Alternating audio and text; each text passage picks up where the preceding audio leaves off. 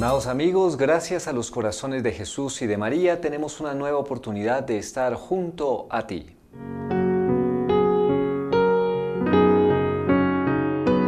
La frase mariana del día.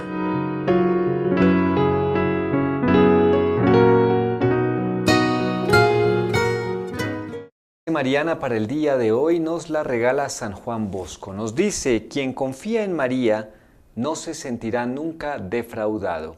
Con esta frase les damos una cordial bienvenida y saludo en este programa junto a ti. Como siempre, el saludo a nuestros amigos de la ciudad de Lima, de la ciudad de Arequipa, de la ciudad del Cusco, a todos aquellos que nos siguen a través del internet en www.nsetv.com, en nuestra opción de YouTube, NSETV Radio y NSETV Perú. También a los que nos siguen a través del portal Gloria TV. Hoy les estamos acompañando en la parte técnica José Antonio Tinta y en este espacio de trabajo, hoy Día de Jóvenes, nuestro querido Santiago García, Tito y un servidor Henry Moreno. Tito, cordial saludo. Muchas gracias, Henry. Bueno, muy contento de poder estar aquí y también poder tocar estos temas fundamentales para los jóvenes, para todos, ¿no? Pero sí, para los jóvenes nos da muchas luces que a veces uno no las tiene, ¿no? Así es, pues qué bueno que podamos ser aquí instrumentos de la Virgen y del mensaje de la vida para todos los jóvenes que quieren tal vez conformar un hogar o que tengan una vocación, en fin, para todos los jóvenes y que tengamos herramientas para poder llevarlas a cabo en concreto. Como siempre, vamos a nuestra primera sección, la sección del Santo del Día. Haremos una pequeña pausa y volviendo de la pausa les contaremos cuál es nuestro tema central para el día de hoy. Ya regresamos.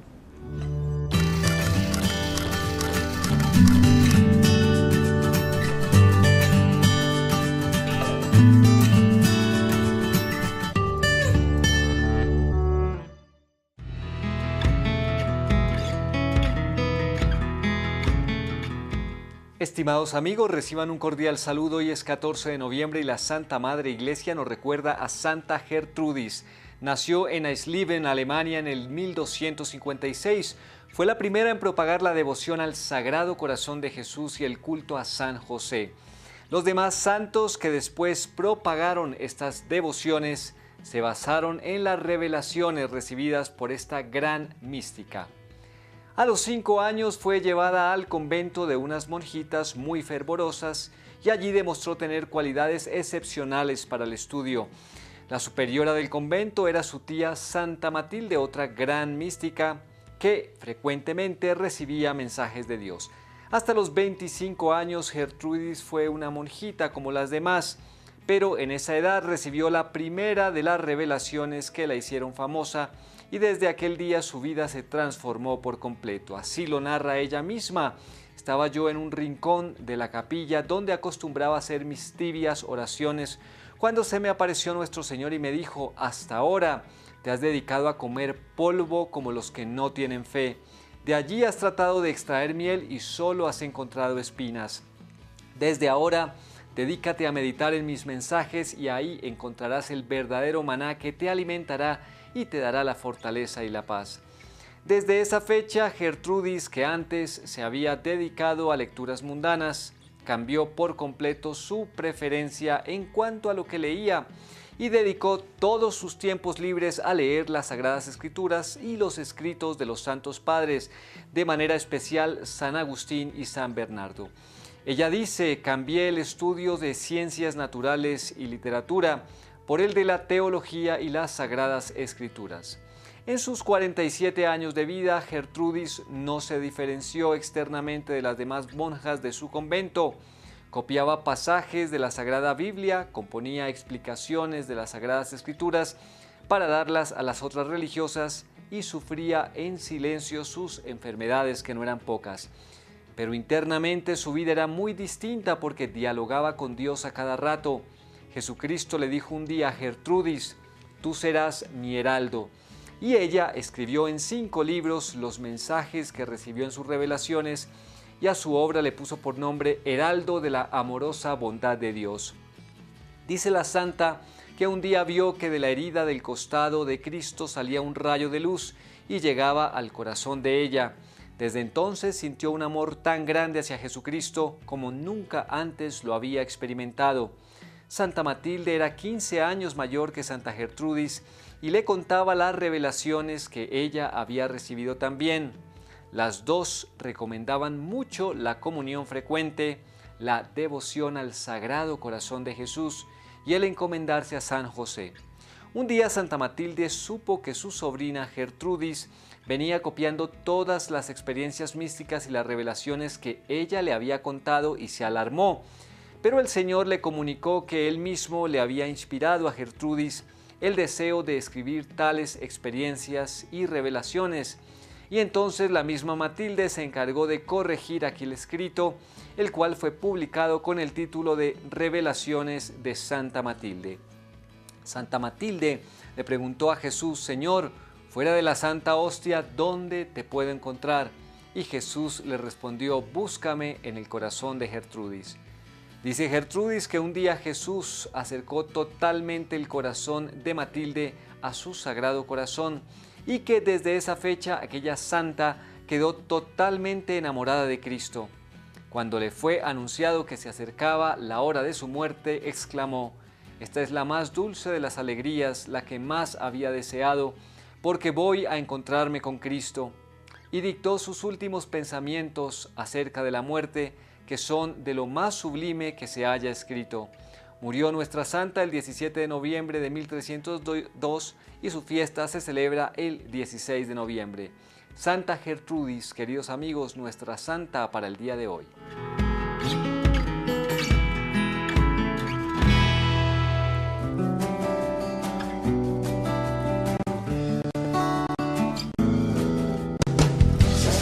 A todo sin renunciar a ti mismo. En realidad, hermano, no has renunciado a nada, porque poco a poco volverás a pegarte a todo lo que habías ya dejado antes. Si dejaste tu casa y te alejaste de muchos lugares, pero llevas contigo al hombre viejo y a todos sus defectos, hubiera sido mejor que te quedaras en casa. Los santos son los locos de Dios, los sabios de este mundo nunca llegarán a ser santos. Los santos son los locos de Dios, los sabios de este mundo nunca llegarán a ser santos.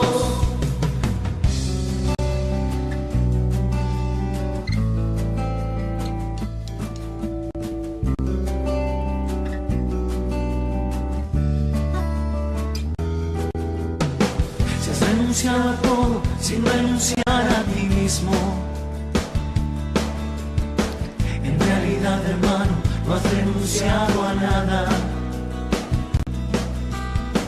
porque poco a poco volverás a pegarte a todo lo que habías ya dejado antes. Perder para ganar, morir para vivir, dejar para volver a encontrar. Riqueza o pobreza, reproche o elogio, gloria o deshonor. Los santos son los locos de Dios, los sabios de este mundo nunca llegarán a ser santos. Los santos son los locos de Dios, los sabios de este mundo nunca llegarán a ser santos.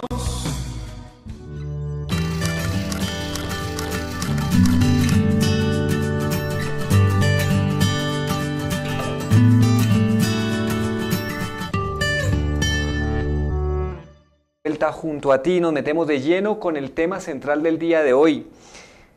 Habíamos hablado en el programa pasado con Tito, nos habíamos basado en un artículo que eran las 12 razones por las cuales una educación o una sexualidad hedonista afecta tanto a los niños.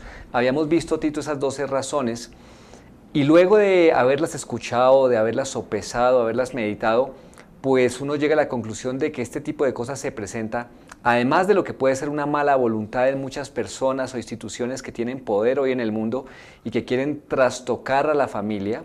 Más allá de eso, también existe un mal entendimiento, una mala interpretación de lo que es una auténtica sexualidad.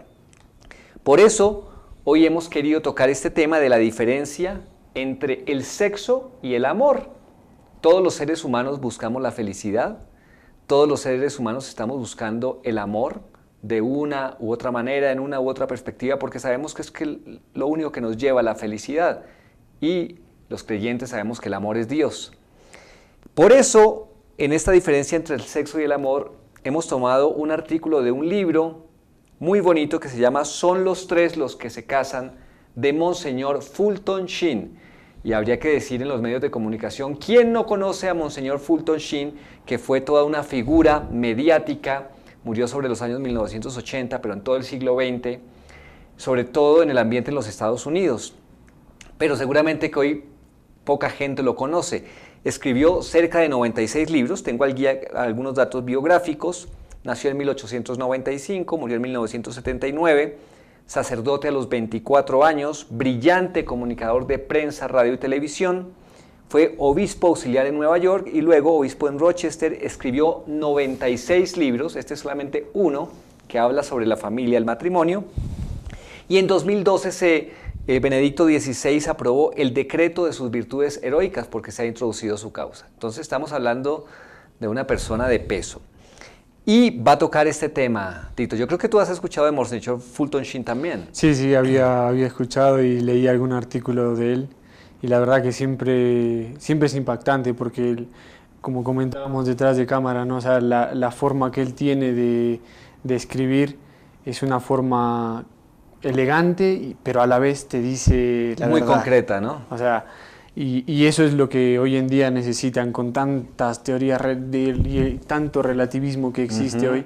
O sea, uno necesita que a veces te digan las cosas bien, como son, con caridad, con firmeza, y lo que tú dices, además las dice con belleza, porque su lenguaje está incluido a veces con una poesía muy bonita. Pues empecemos con este primer capítulo de ese libro que nos habla de esa diferencia entre el sexo y el amor. Empieza diciendo, yo voy a leer un párrafo, pero es que en ese párrafo ya van a salir muchas cosas para comentar. El amor se halla principalmente en la voluntad y no en las emociones o en las glándulas. La voluntad es la voz y las emociones son el eco. El placer asociado con el amor o con lo que hoy se llama sexo es como el azúcar en la tarta o en la torta, cuyo propósito es hacernos gustar la tarta, pero no ignorarla. La ilusión más grande de los enamorados es creer que la intensidad de su atracción sexual es la garantía de la perpetuidad de su amor.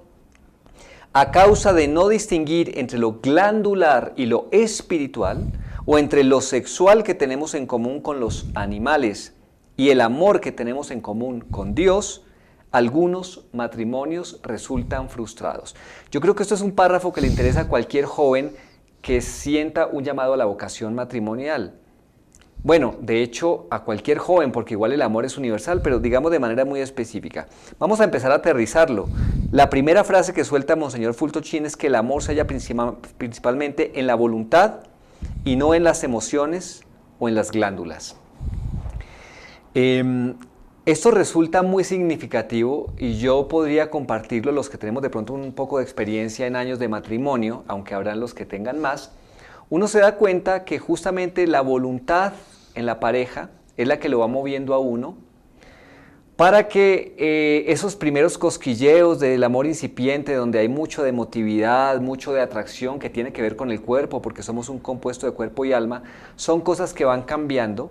Y si luego la voluntad no está puesta, en un amor que nos llega de Dios y que se expande a la pareja y que va poniendo su énfasis en otros puntos, pues la cosa no aguanta. Pues simplemente no va a aguantar, porque cuando uno construye, o sea, en el mismo Evangelio se dice, ¿no? Si uno construye la casa sobre arena, se va a caer, ¿no? Si nosotros construimos la casa, en este caso, la casa de la familia, la casa del amor, que hay que construirla sobre roca sólida, si la construimos sobre arena, ciertamente se va a venir abajo, tarde o temprano se va a venir abajo, ¿no? O sea, y Fulton Sheen, Monseñor Fulton Sheen, va a llegar un momento que va a decir, incluso dentro de 2 años, si me atrevo a decir más, o sea, hace poco leí un artículo, una pareja que se casaba y a los 6 meses se divorciaba, y uno se pregunta... ¿Por qué? ¿Por qué no? O sea, y a la vez hay matrimonios o familias que son como el polo opuesto, ¿no? O sea, llevan, por ejemplo, un caso son mis papás, ¿no? O sea, llevan 38 años de casados y siguen adelante. O hay matrimonios que llevan 50, 60 años. Y eso no significa que no hayan habido dificultades, que no hayan habido arideces, que no hayan habido conflictos durante esos años, pero se han superado porque, como tú bien has dicho, y voy a tomar ese ejemplo, la arena ha sido las emociones, lo que puede saltar en algún momento, decir yo ya no aguanto más, esto me sobrepasa, definitivamente es que somos incompatibles, esas frases que van surgiendo y que van rompiendo. Y la roca firme, como tú has dicho, es la voluntad. Yo estoy aquí porque tengo claro que desde que asumí el compromiso matrimonial es hasta que la muerte nos separe, porque el matrimonio es un camino para santificarse, donde nos vamos santificando los dos, y mi cónyuge es también mi cruz, que es una cosa que a veces no vemos. Por eso siempre hablamos de ese ejemplo tan bonito de algún país, no sé si es Croacia, donde cuando se casan se regalan cruces, porque se asume desde un principio que el matrimonio es cruz. Sí, al principio está lo emotivo, lo bonito, pero luego es esa cruz que se lleva con amor y hace que el amor crezca. Claro, y, o sea, y a medida que va pasando el tiempo, uno va viendo, va conociendo al otro en profundidad, porque al principio en el periodo de enamoramiento, pues uno está como en la nebulosa, ¿no? Ajá. Pero, o sea, van a llegar momentos en que uno va a empezar a ver, ¿y por qué este actúa así? ¿Por qué? Entonces ahí es donde uno tiene, o sea, que con la voluntad, afirmar ese compromiso que hizo algún día, ¿no? El día de su matrimonio. Como decía Benedicto XVI. ¿Con ganas o sin ganas? O sea, Benedicto XVI se lo decía a los jóvenes, no tengan miedo de comprometerse, de afirmar su vida en algo que a pesar de que lleguen momentos de dificultad, pues hay que salir adelante con la voluntad, ¿no? Entonces vamos anotando, importante la voluntad.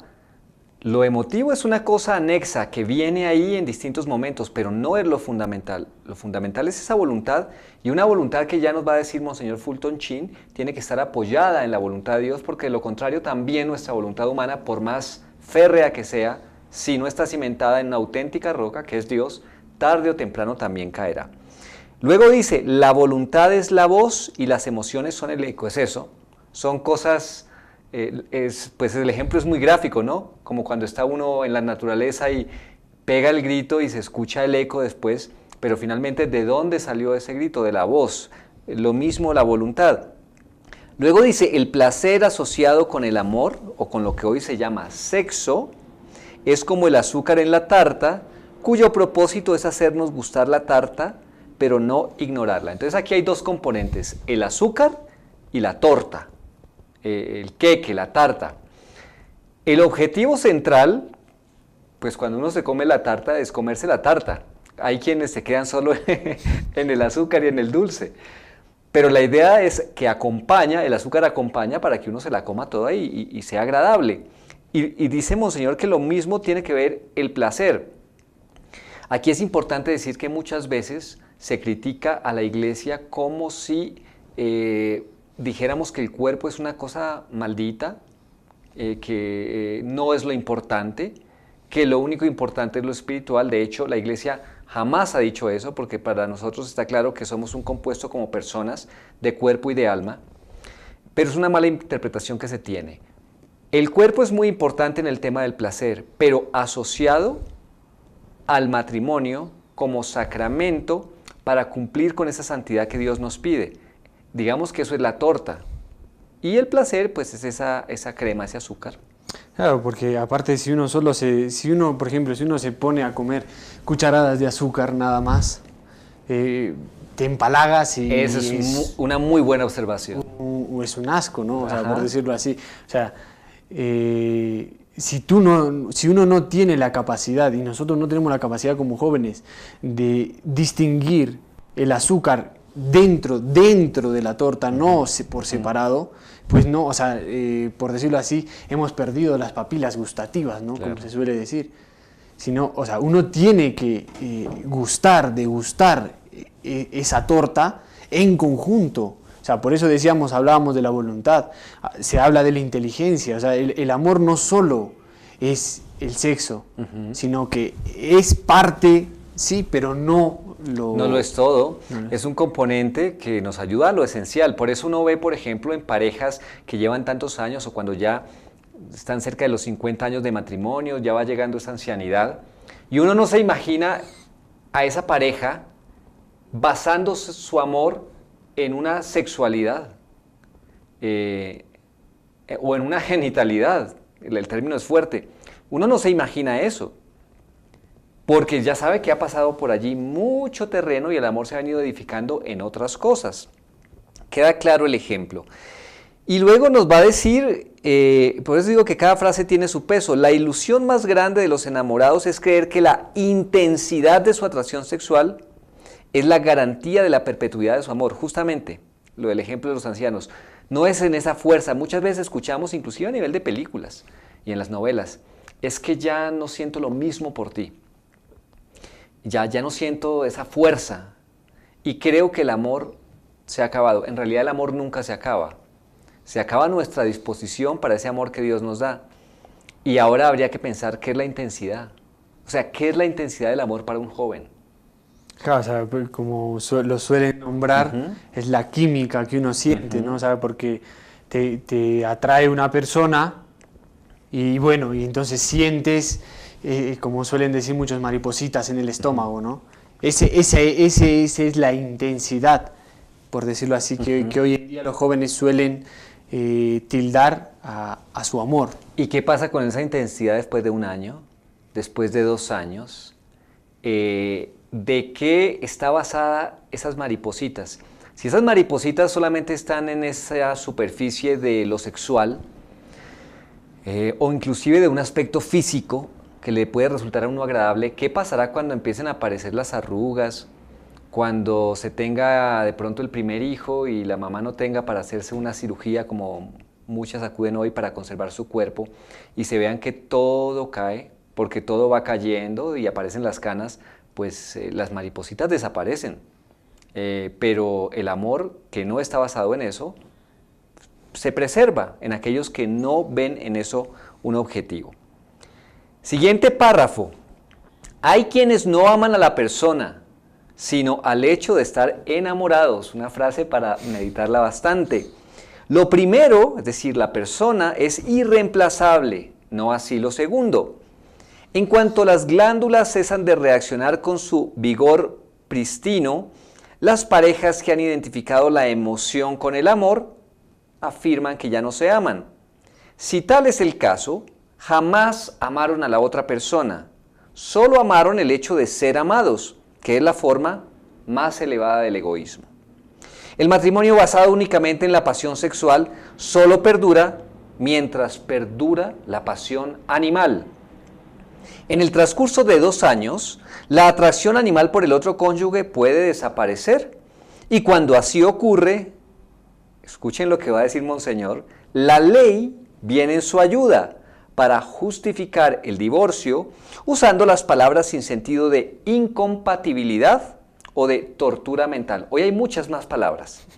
Los animales, porque no tienen el deseo de amar, no acuden a los tribunales. Pero el hombre, cuando procede indebidamente, como es racional, siente la necesidad de justificar su comportamiento irracional. A mí me encanta cómo escribe, sinceramente, porque me parece contundente. No nos está escondiendo nada. Esta frase, quienes no aman a la persona, hay quienes no aman a la persona, sino el hecho de estar enamorados. De alguna manera, y lo comentábamos, Tito, el sentir ese gusto por estar enamorado es un egoísmo, porque estoy pensando solamente en mí. ¿Cómo mantengo yo ese amor? ¿Cómo hago para que esas mariposas de las que tú hablabas se mantengan siempre? O ese elixir de la eterna juventud, del eterno amor, que yo no lo pierda. Porque si lo pierdo, pues es un desasosiego, es como un acabarse del amor. Pero perdón, el amor es una relación. ¿Y qué pasó con el otro? Es importante entender que en el matrimonio, uno también escucha mucho, es que me voy a casar porque quiero ser feliz. No, me voy a casar porque quiero hacer feliz al otro. Eso cambia toda la perspectiva. Claro, o sea, Benedicto XVI, en un libro que tiene, que te lo mostré antes, ¿no? El amor se aprende, explica el desarrollo de la familia y bueno, y él tiene una frase ahí que justo calza con eso, ¿no? O sea, él va a decir, el amor simplemente es afirmar la existencia del otro, afirmar la existencia de un tú.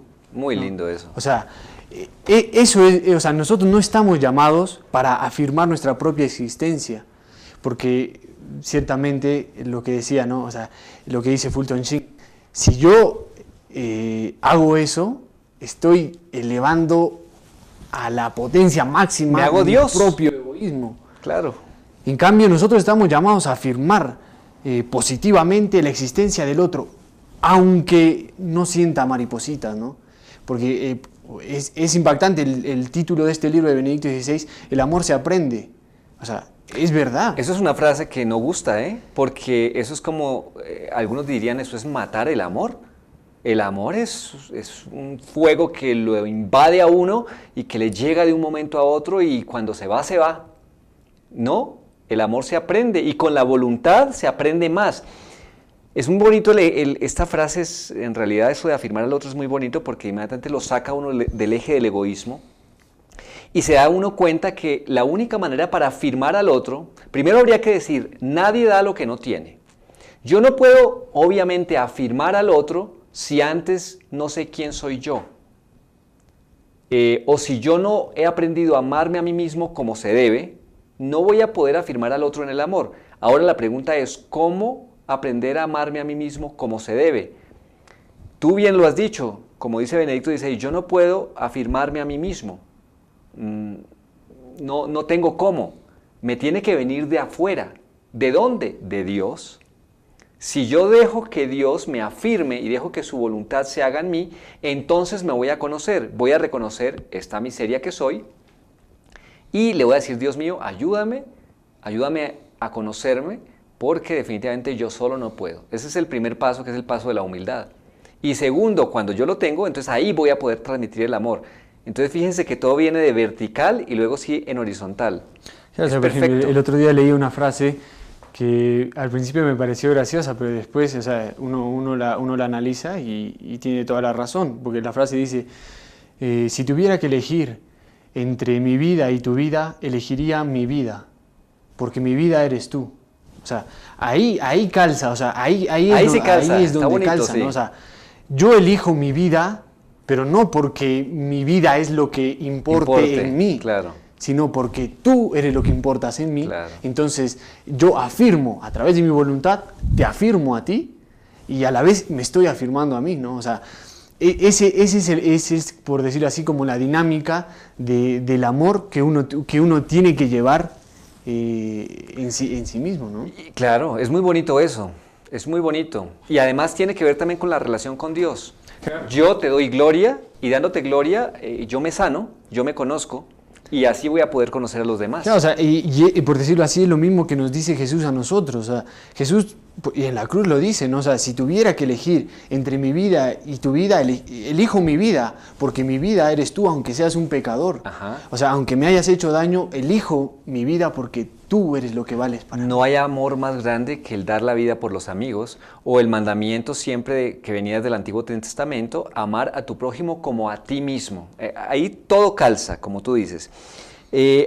va a decir ahora el matrimonio basado únicamente, a ver, que creo que me perdí. Sí, el matrimonio basado únicamente en la pasión sexual solo perdura mientras perdura la pasión animal. Esa es una frase fuerte, porque es un aspecto del amor que también tienen los animales. Los animales no se aman porque no tienen esa capacidad de razonar eso que están haciendo, lo hacen por instinto. Pero hacen eso fisiológico que nosotros también hacemos. Y a veces nos quedamos en eso. Hoy, en la antigüedad, para que la gente no se diera cuenta de qué significaba ser persona, les daban pan y circo. Hoy el pan y circo tiene otras perspectivas. Veamos en los realities, veamos el exceso del fútbol o de los deportes que se lleva ya a una exacerbación, y yo estoy allí todo el tiempo. Yo no estoy diciendo que esté mal, pero cuando está todo el tiempo y es mi pan y circo y yo ya no tengo familia y yo ya no tengo días para compartir con mis hijos, entonces empieza a ocurrir esto. Se desatan mis pasiones animales, que de manera muy fuerte se da con la sexualidad. Sigamos con el siguiente párrafo. En una civilización decadente, vamos a hacer una pausa, me estoy dando cuenta aquí de la hora, vamos a hacer una pequeña pausa para que reflexionemos sobre esto, y volviendo de la pausa, vamos a ver la primacía del sexo sobre la cual nos va a hablar Monseñor Fulton Sheen y qué tiene que ver con nosotros en nuestra vida de familia y en nuestra relación con la pareja. Una pausa y ya regresamos.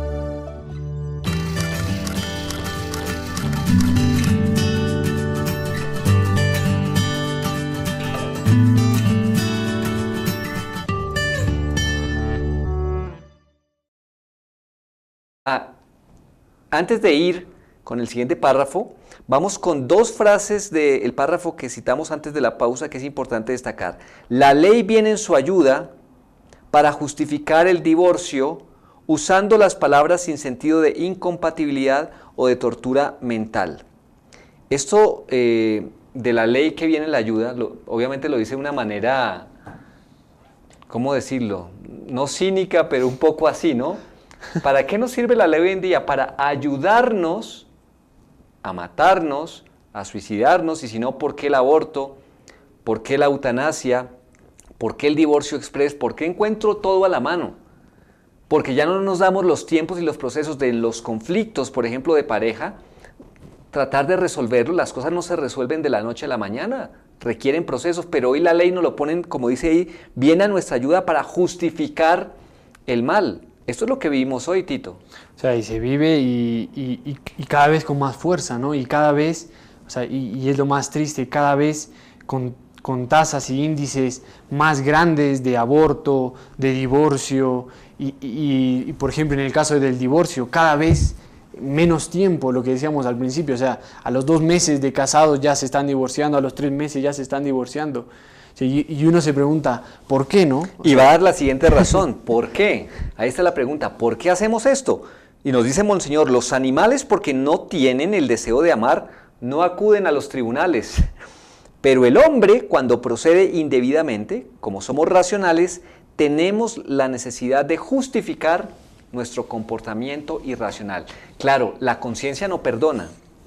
Una conciencia sana, lo que todos tenemos incluido allí, nos está diciendo, lo estás haciendo mal, te estás precipitando, las cosas no se hacen así, pero si yo busco y encuentro en la ley, en los tribunales, una manera de justificar mis acciones, aparentemente me quedo tranquilo. Claro, o sea, y eso es lo que promueve, lo que promueven el Hollywood y todas estas películas, novelas que van saliendo y que tristemente muchos jóvenes las ven y ¿qué es lo que aprenden? Eso, o sea... Así es. O sea, esa como facilidad para, mejor dicho, facilidad no... ¿Justificación? No sé, una justificación para mí, iba a decir una palabra un poco fuerte, pero no. O sea, creo que es una estupidez para solucionar o para salir al paso de una situación en la que yo como persona estoy capacitado para hacerle frente y poder luchar contra eso y poder solucionar los problemas, ¿no? O sea, es verdad, tenemos la capacidad para eso.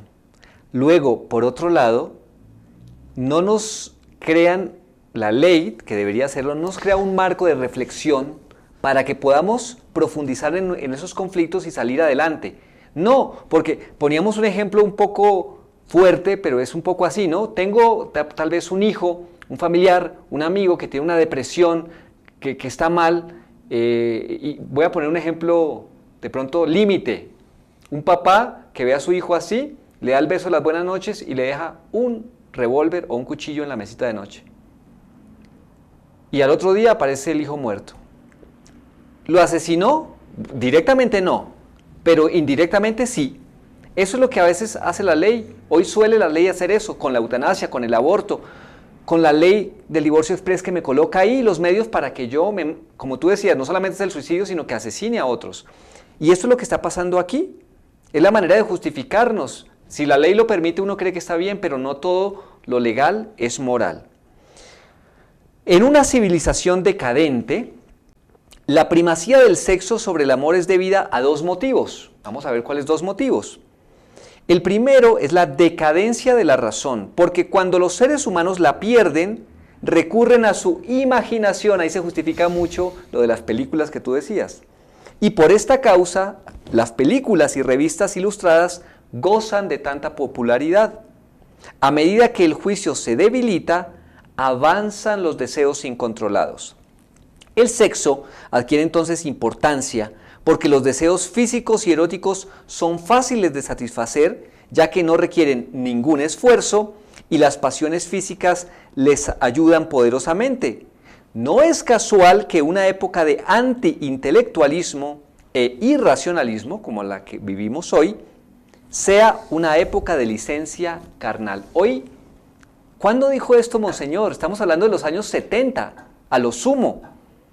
Estamos hablando de 40 años después y hoy esa licencia carnal está exacerbada. La libertad sexual, con la ideología de género, elegir yo qué es lo que quiero ser, las relaciones casuales, los amigos con derecho a porque lo vi en una película. La imaginación da la impresión de que me da una realidad mucho más gustosa de lo que es la realidad concreta. Y entonces me pongo unas gafas donde puedo ver una realidad virtual, veo unas películas donde se me plantea que el ser humano no es solamente la carne, sino que yo poniéndome unas gafas y teniendo una relación virtual con una mujer virtual, puedo tener mayor satisfacción. Y inclusive en el tráiler se me puede decir, sí, yo sé que es así, pero es divertido. Lo vi hace poco en una película que debe estar por salir, donde el tema central de la película son las gafas y la realidad virtual, y el chip que nos van a colocar para que todo eso conecte. Entonces, claro, yo me meto en esa ideología y aparentemente soy feliz, me evado de la realidad. Es lo que está diciendo Monseñor Fulton Sheen, la imaginación ha reemplazado la razón. Claro, y cada vez con más fuerza, o sea, como lo veíamos, o sea, hace 20 años las películas eran explícitas, hoy en día ya están pasando a eso de las gafas, ¿no? O sea, y cada vez lo están haciendo más, por decirlo así, más egoísta, ¿no? O sea, cada vez más soy yo y yo. O sea, el otro día en una charla que daba un sacerdote, un joven, 14 años, le pregunta, o sea, 14 años, pensemos, ¿no? O sea, para que haga esta pregunta, padre, ¿y cómo es esto de los amigos con derecho? O sea, y el padre ni siquiera sabía qué significaba eso. Claro. O sea, porque es una realidad que hoy los jóvenes están viviendo, o mejor dicho, se las están inyectando a través de las novelas, a través de las películas, y que claro, al no tener la capacidad, los jóvenes, tristemente, al no tener la capacidad de reflexión, porque no se les está formando, asumen eso que les dan. Y después tenemos la sociedad que tenemos. Hagamos una claridad, de pronto para el que no entiende qué es eso de los amigos con derecho. Eso salió de una película. Y es una cosa que se está aplicando hoy en ambientes universitarios y de colegio. Entonces, que es el rompimiento de todo vínculo relacional y que solo como que sobre todo tiene un énfasis en lo sexual. Segundo factor, ya en este último minutico, es el egoísmo. El primero ya sabemos, la imaginación reemplaza la razón. Ahora dice, el segundo factor es el egoísmo. Cuando se abandona cada vez más la creencia en un juicio divino, en una vida futura, en el cielo y el infierno, las postrimerías, en un orden moral, el yo se entroniza más y más firmemente como origen de su propia moralidad. Y toda persona se hace juez de sí misma. Con esta intensificación del egoísmo, las exigencias de la propia satisfacción se hacen más imperiosas y los intereses de la sociedad y los derechos de los demás pierden su poder. Todo pecado es egoísmo. El amor, en cambio, es relación y entrega. Ahí está clarísimo. Claro, si yo me constituyo juez de mí mismo, me constituyo juez de qué es bueno y qué es malo. Es el relativismo. Mi verdad es esta. Yo digo que esto es bueno y que esto es malo. Yo digo que la pedofilia es buena, y esto ya ha sonado en varios países y está en términos legales, lo están pidiendo. Yo digo que los niños no tienen por qué tener algún aspecto negativo por el hecho de que yo tenga relaciones sexuales con ellos. Puede ser incluso hasta bueno. Eso lo dijo el que generó toda la ideología de género, el fundador, e hizo experimentos con niños. Y si a alguien le parece eso bueno, es su verdad. Ese es el relativismo de un yo que se ha vuelto juez y dice qué es lo bueno y qué es lo malo. Pero nos dice Monseñor, el amor es distinto, el amor es relacional, el amor es entrega, el amor es pensar en el otro.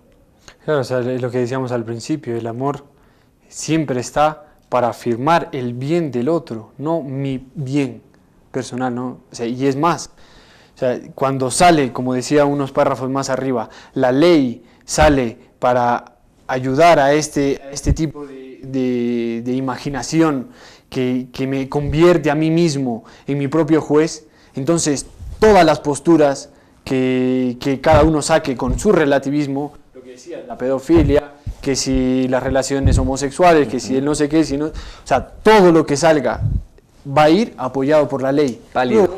Sí. Validez legal. Entonces ahí es donde la sociedad se empieza a resquebrajar, o mejor dicho, a fracturar y cada vez más fuerte y cada vez... Por eso también se hacen este tipo de programas, ¿no? No para uno convertirse en juez de los demás, Claro. sino para ayudar a darnos entre todos un poco de luz y de visión para que los jóvenes tengan esa capacidad de reflexión y puedan decir qué está pasando, ¿no? Sí, lo que decía Benedicto XVI, tenemos que volver a las primeras preguntas. ¿Qué es el hombre? ¿Cuál es el sentido de la existencia? ¿Para qué hemos sido creados? ¿Para qué estamos llamados? Si esto sirve aunque sea para que nos planteemos esas preguntas, está muy bien. El problema es que no nos las planteemos y sigamos como una masa esa imaginería que hoy nos presentan, sobre todo de manera contundente a través de los medios de comunicación. Termino con lo que dice Monseñor Fulton Sheen.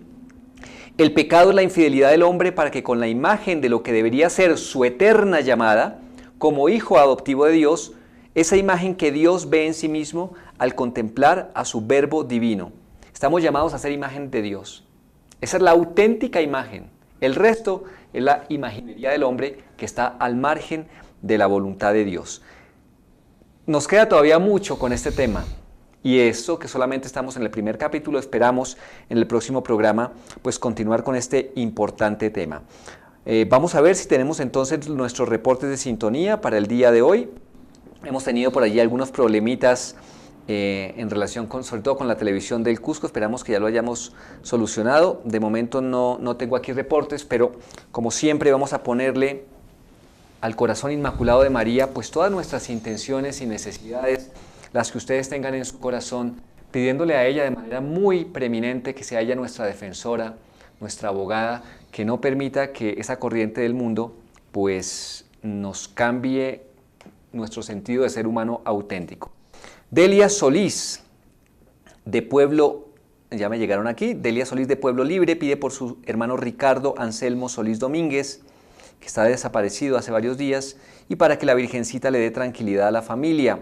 También se pide por la salud e intenciones del señor Mario Rebelli, en especial por su hija María Isabel, y por la salud e intenciones de Moisés. El señor José de Ate Vitarte pide que se rece por las víctimas de los desastres naturales en el mundo, la conversión de los pecadores, y para que se tome conciencia de amar a Dios sobre todas las cosas, para que se respete la vida del concebido y por la paz en el mundo. Marina Bueno de Zúñiga, de Pueblo Libre, pide por su salud y bienestar, por el eterno descanso de su madre, la señora Carmen Leonor Hermosa Pacheco, y por su hermana Doris Bueno Hermosa. Y las demás intenciones, como hemos dicho, que ustedes tengan, y le decimos a nuestra Madre: María, Madre mía, por el poder que te concedió el Padre, líbranos de caer en pecado. Dios te salve María, llena eres de gracia, el Señor es contigo.